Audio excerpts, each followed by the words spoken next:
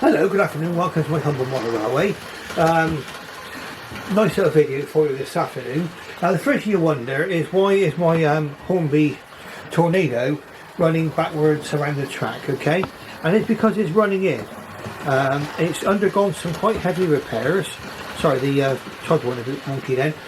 But it's undergone some very heavy repairs today. And I'm going to go through what I've actually had to do to make this locomotive satisfactory for me. Now, as you probably have seen in previous videos, I actually bought this one quite recently on eBay, and it turned out to be far from perfect, unfortunately. Now, it's one of those things, yeah, the seller showed me the good side, he didn't show me the other side, did he? There you go. Now, that's a lesson to learn, isn't it? Well, I'll explain to you what I mean by that in just a few moments, and the steps I have to take to remedy that. I did a previous video as well on how I replaced the cab glazing, because that was one of the problems with this locomotive. Yeah, when you look to the side it was showing, yes, there was cab glazing. When you look to the side that wasn't showing, that you couldn't see, there was none. Okay, but now also another problem I had with this particular locomotive is that it wobbled down the track. Oh boy, it didn't have to have a wobble. It looked like a waddling duck. I don't know if you remember seeing my previous video, and it clearly there was something not quite right about it.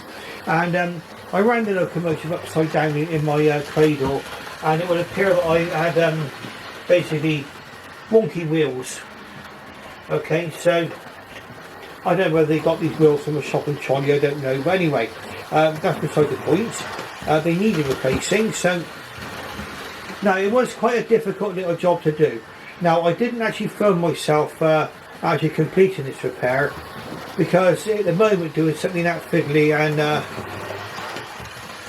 actually filming it and actually doing the job at the same time would have been a bit beyond my my capabilities. But I'll show you what we've actually replaced is the wheel set. Now, the wheel set comes complete with axles, and you'll see that these wheels here got little bearings on them. Okay, you can zoom in. You can zoom in slightly, get better, get slightly bigger in this thing for you. Well, let's try that, just see if there's any bigger for you.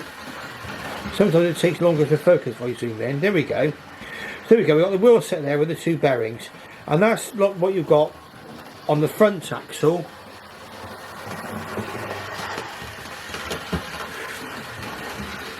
A similar setup on the rear axle.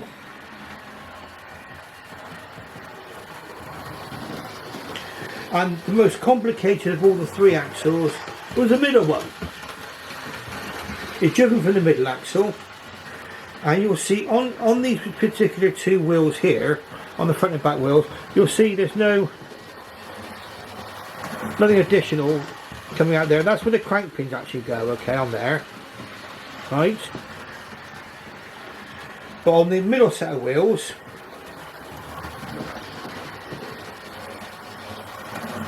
that's where the drive is. Okay, you can see the cog there and the bearing. You can also see there are much longer extensions coming out of here. Now, there's two reasons for that. I mean, one, of course, you've got the two connecting rods coming together and meeting in the middle, okay, from the front and the back wheels. And also you've got part of the Volt Shear's valve gear connected to the middle crank as well. And that actually goes on the end of that pin there. And you see, I don't know if you can see, but it's a slightly particular shape. It's like a kind of a oblong shape. Is that a way of describing it? It's sort of similar to an oblong shape. So that actual Volt Shear's valve gear only connects on there a particular way. So you can imagine on there, you're going to get your your middle connection rods going on. Okay. There's There's a spacer, and then on top of that, you've got to put the Volt Shear's crank, and on top of that then you've got to get the crank pin in. So what I would advise you to do is that if you're going to take this apart, I would take photographs before you do it, and as you actually go, and be very careful not to lose the crank pins, because if they roll away, they're quite small. In fact, what I did is that I got a kind of a tea tray, kind of and I did everything in there, because then the sides of the tray would contain any bits that actually decided to start rolling. And if anything decides to roll off the edge of the table, then you could be in slight problems, okay? Now, as you can see, the locomotive's going around perfectly straight, and is actually running in. It's been running going forwards for quite some considerable time now. Now, I would say running is a good thing, because this one was pretty stiff to start with. I had to give it a little bit of oil on the wheel axles, so the bearings had a little bit of oil on them. As you see now, it's running beautifully. Backwards, of course. You can see there's no wobbling there. Now, the wheel set, you can get these from various sources. Peter Spares is one, but I noticed that the Hornby website had these, and they were just over. It was less than £10, just below £10, including postage. So I ordered mine from Hornby, and the ones you want for the for this particular one are X6347. Now, they have got different types of wheels, okay? You need to make sure you're getting the right ones for your locomotive. There's at least 2 different types, and there's another one where there's a lining around the wheels. Now, they might look like they're nicer, but they might be the wrong shade of green. I don't know. I don't know that. But these, which came off of my locomotive, are plain green. Okay, so I replaced like for like. Okay, so this is the Hornby Railroad model. Now, another thing which I would say is that while I was on the Hornby website, I did notice you could buy the replacement smoke deflectors. Now, I get the feeling these can be knocked off and come loose in certain situations. That's handy to know that you can still get the smoke deflectors as well, with the name on, Tornado. Very, very nice looking smoke deflector. We're going to take a closer look at this locomotive, because there are certain things I'd like to explain about the process. Now, even though I wasn't able to actually film the process of me actually doing this particular job, I think it would be nice for me to give you certain pointers about what my experience was after changing it. It needs a lot of patience. You need to really take your time and make sure you've got the right tools, okay? And fundamental to the job is one of these little fellas. Do the focus on it. Right, there we go. It's a Hornby nut spanner. You need the bigger of the two sizes. There are 2 sizes on there, okay? And that's essential for undoing the crank pins on this particular locomotive.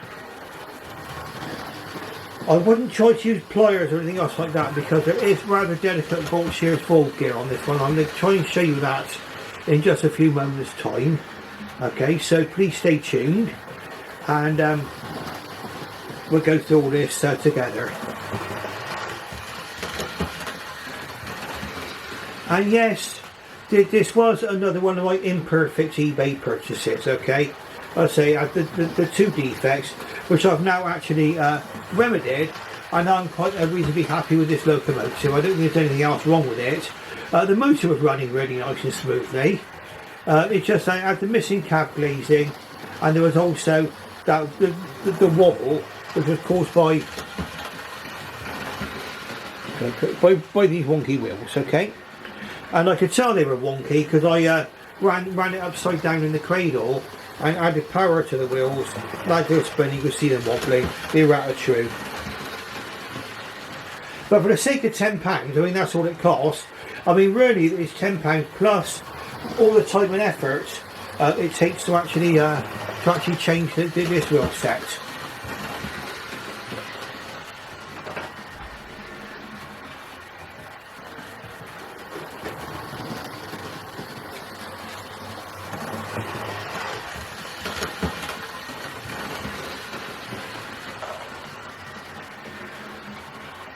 Right, so what we're going to do is we're going to let her come round now, and we're going to take a little look at what we've actually done. Because some of you may have missed my previous video which I did on this one, in which case you would not have seen about the cab glazing and how I did that. So I'll just repeat that just briefly for you. I won't go too far into it because I already did I've already done another video on that, which I can refer you to. Okay, so what I do is I'm going to be very, very naughty, I think. Should I pick up this locomotive with my hands, or should I put it in a cradle? I'm going to go for the cradle. Now this is something which I would say, again, is an essential tool for those of you. And you may find that this is an expensive thing. You might think, well, there's a lot of money to pay for a bit of foam, but this Pico PL70 servicing cradle has more than paid for itself over and over again for all the time and frustration that I've spent on this that I could have lost. Now, in my own mind, it always pays to get the right tool. Okay, so we're looking at the nut spanner to undo those crank pins. Get focus on there. At least try to get focus. Ooh.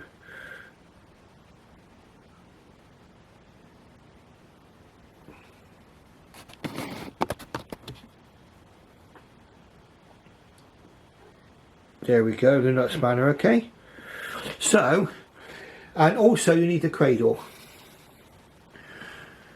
Now let's go back to this locomotive. Let's put her upside down, and then we can have a really good look at her, because what we're interested in is actually the running gear of this locomotive, which I had to take completely apart.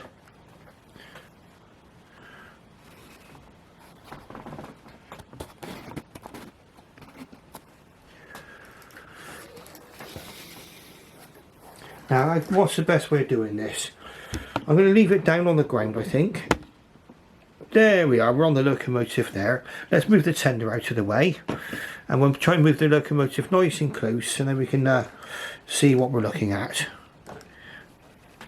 Now you can see, upside down to the cradle, perfect for if you're going to be working on things like the base plate, anything like that on there, okay? Now I don't know how well you can see all this. Oh, well, there we are. That's a bit better, isn't it? Now, in order to take this locomotive apart, to undo, to be able to get the wheel set out, you need to take off the base plate. I can see there's the base plate just underneath there, look, the base plate, and that's done with 3 screws. Now underneath that base plate is the actual pickups, okay, which you need to go very, very careful with, okay. There's a pickup plate just underneath, and that also needs to be lifted up out of the way in order for you to be able to remove the wheel set. Now, what I found was that there's a couple of wires just at the back, okay, and there's I think it's a black wire and I think it might have been a red wire. I know one of the, yeah, black wire and a red wire on mine. You need to take a photograph before you take off those wires, so you know which wire goes where. Because otherwise, what you may do is, like, if you actually connect the base plate back up, the pickup plate, and you wired it wrongly, you'll have your locomotive going backwards. So you know it'll be running the wrong way on the layout, which would be a bit confusing if you're trying to run your trains on a particular day. Now, let's have a look and just see. Now, can we get a better look at what's here? Now, we can on this side. Now, what you've got, there we are, we can focus, there we go, that's lovely there, okay. So we're focused on the actual wheel set now. So I'm getting in the way. So you've got a crank pin to undo there, one there, and one there, okay. And you need to be able to do that to be able to release the wheels from the running gear, okay, from the actual running gear. Once you need to go very, very careful with this one here. That particular rod there, and that goes up to the volt shears gear there, that only goes on a particular way round. There's a kind of an the pin's got like a kind of an oblong end on it, okay. I don't know if we can see that very well on here. Try and look at the old one. There's kind of an oblong end on the end of there, where that thing fits on right on the very end. There's also a spacer goes on there. You need to again take a photo, I think, just so you know how, where, in which order everything goes back. So the rod, connection rods go on first, then the spacer, then that little crank lever there for the walk shears gear, that goes on, and then your crank pin. Okay, it's not too bad once you've actually practiced. In fact, what you can do is the crank pin will hold in this tool, and it shouldn't fall out. Okay. Now, what I found was, again, was a bit frustrating for me. The wire. I mean, you might be able to move away the pickup plates without disconnecting the wires, but for mine the wires did come undone. They're kind of a little tiny weeny plugs on mine that fitted on there, and the actual wiring came away. Yours might be different, yours might be soldered on, mine was not. Okay, and it was an absolute swine to try to get those wires back onto the pickup plates again. The other thing is, well, you need to be very, very careful when you put the pickup plate back, that the pickups are all going behind the rims of these wheels, behind the backs of the flanges, and not poking through the spokes. I did it with one of the pickups actually actually managed to find its way of going through the spokes of the wheel. First time I've ever done it, of course, and I did spot it in time, otherwise it would have been locomotive wouldn't have run, of course. It would have meant a disaster. So you've got to be very, very careful putting that pickup plate back.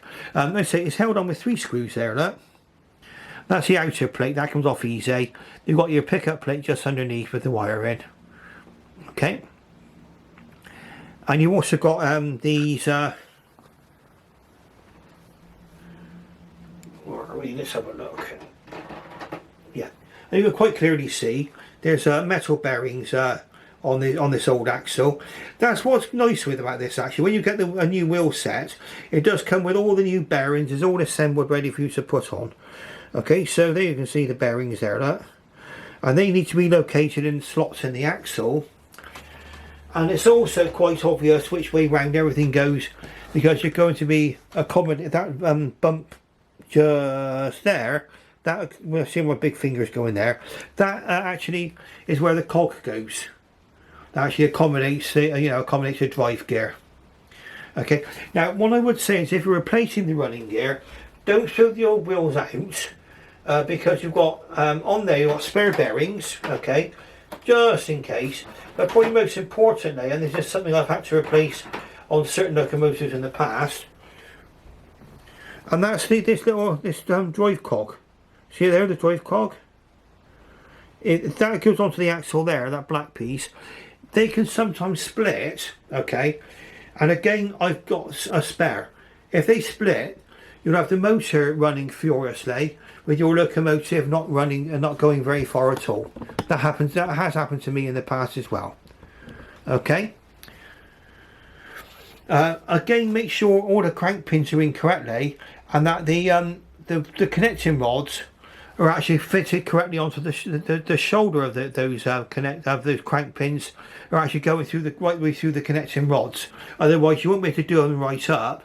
I've had that happen before on a King Arthur class, and the crank pin kept undoing because of that, and I couldn't work out what was wrong. Well, that's what was doing it on there. So that's another thing to bear in mind. Okay, so probably the most complicated part is remember to put all this back together again properly. These crank rods here that are running off of the center axle.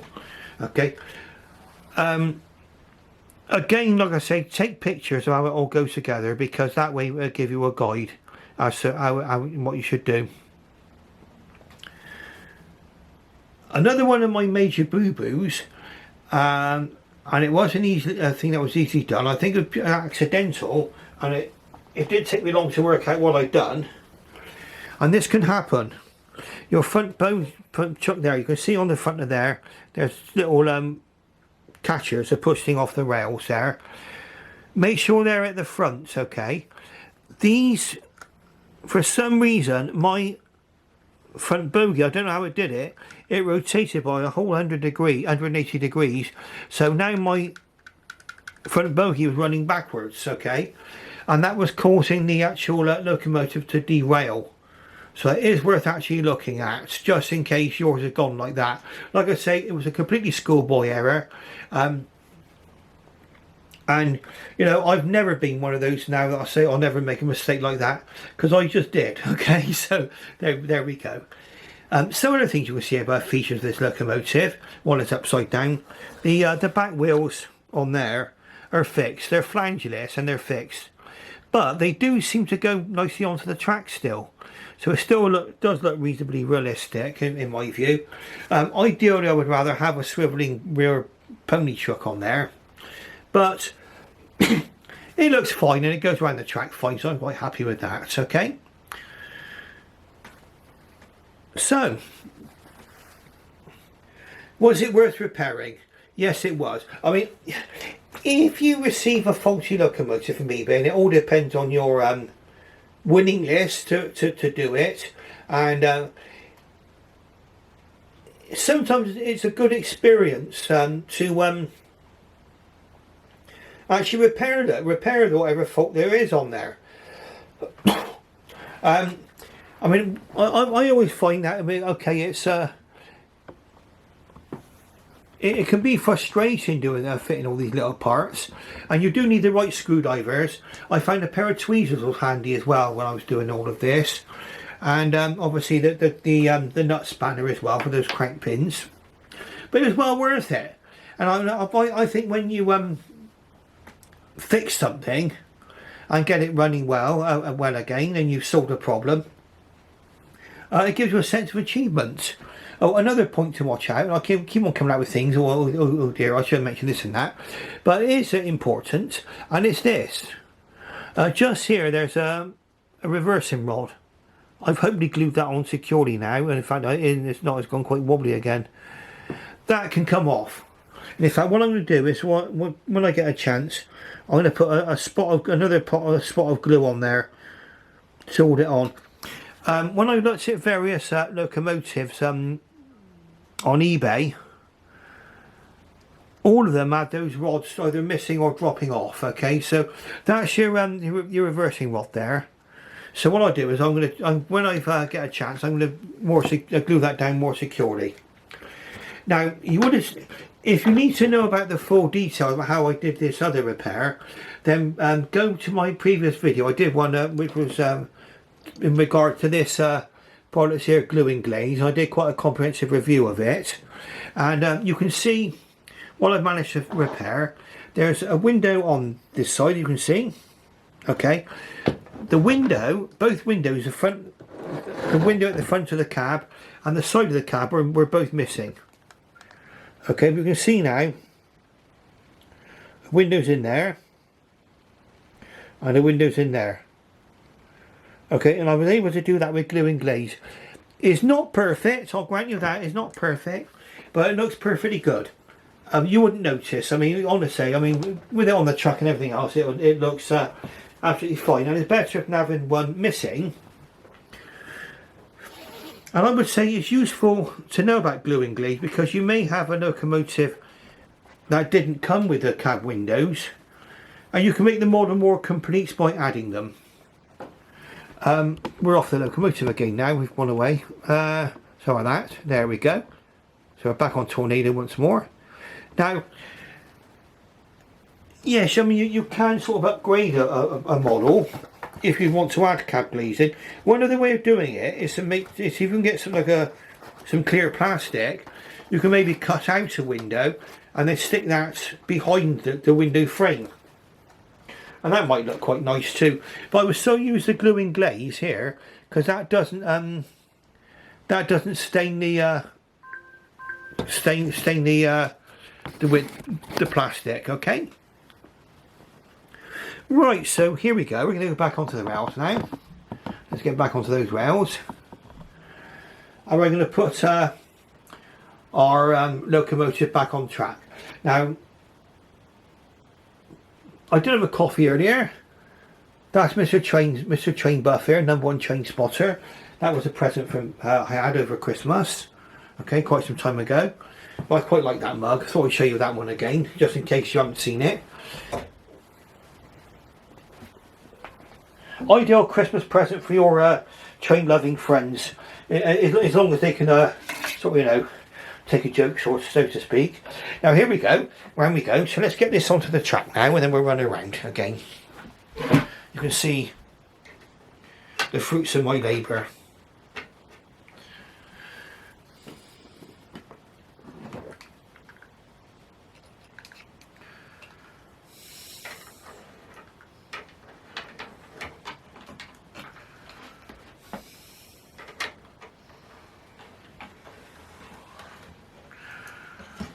Careful onto the track.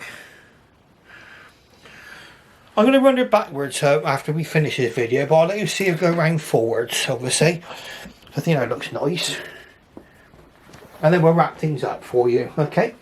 Now, thanks very much for all of those of you stuck with me to the end. And thank you for all the people who subscribed to my channel too. I've just gone over 300 subscribers now. So it's quite a nice nice feeling, that. And it's nice to know that people actually share my my interest in this hobby. Now, you'll see now, and we'll watch us go down the track. It's running absolutely true now, and it was shaking from side to side. Okay, so if you get that problem, you might want to replace the wheel set. You've got two choices either. You can either replace the wheels or live with it. So I wouldn't try to bend the wheels back into shape. You could cause more trouble than is worth. Well, there we are. That's my Tornado now, running straight and true. Absolutely perfect, okay? So if you've enjoyed watching this video, if you have, then please press the like button and subscribe if you haven't subscribed yet. And ring that bell and go for all content.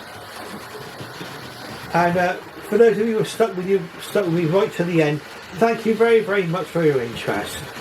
Okay, you know, I was going to talk a little bit about YouTube channels. I won't go on too much now, but I mean, obviously, YouTube's a very, very crowded space, and there's many of us.